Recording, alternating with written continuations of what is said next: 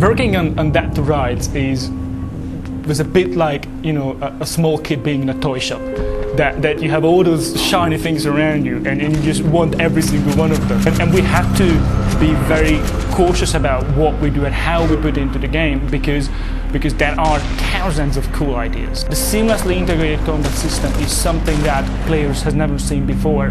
Just to give you one very simple example, in a third-person shooter game, you would like to position the character at the side at bottom of the screen so you can see where you're aiming. In a third-person fighting game, you want to position your character in the middle of the screen so you can have a 3D space awareness.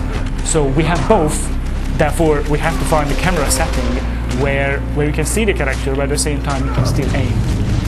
Dead to Rights Retribution is using our internal engine, BlitzTech. We're quite proud of this engine. It's a very, very strong platform for us. We applied a dynamic lighting to the whole game, which means that we do not have any baked-in shadows. That gives a very distinct and very unique look to the game.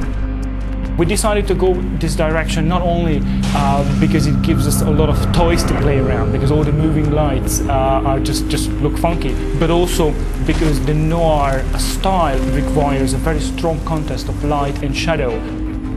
We took a great deal of care when we created the concept art. A good pre-development when you establish a very strong visual style is absolutely essential for any title, but especially a game like Dead to Rights.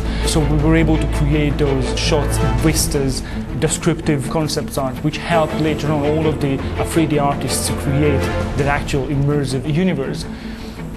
The best way to describe the gameplay of Dead to Rights is to describe a scene. So you as a player, you step in a room and then suddenly you find yourself surrounded by 4 guys. You can grab one of the guys on one side, throw him, then you can do a kick to the back, so you can do a set of combos and an execution move. Still you have time to take out your gun, do a headshot on one of them and set your dog on the last one and listen to him screaming as you walk away. That was 4 guys, 3-4 seconds, and you're done. And I think that is Dead to Rights. That kind of, I am in control, I can take care of these big guys in a couple of seconds. Shadow is an extremely important part of the game. Shadow adapts his behavior based on the environment and based on how you play as Jack. If you're hiding behind somewhere and the enemy is not aware of you and you press up on an enemy, then Shadow is going to try to find a way to sneak to the enemy and execute them with a silent kill. If you're doing the same D-pad up in the middle of a firefight, then obviously he knows that there is no hiding, he's just going to sprint ahead and try to take out the enemy as fast as he can. Shadow's trademark takedown of the enemy, the infamous testicle. The other part of the game where you take direct control, these are the main Shadow playable sections, are all about stealth, all about sneaking around, taking enemies out silently. For example, there is a guard, I can bark to draw attention, they can, they check out the noise so I can take them out, drag the body somewhere so I can hide them, so the other guard. In Dead to Rights there are seriously hundreds of good bits. Every single time you play, you're going to have a different experience. I personally, and we as a team at Volatile Games, we definitely learned that you can dream big. You can go for something which people wouldn't expect from you.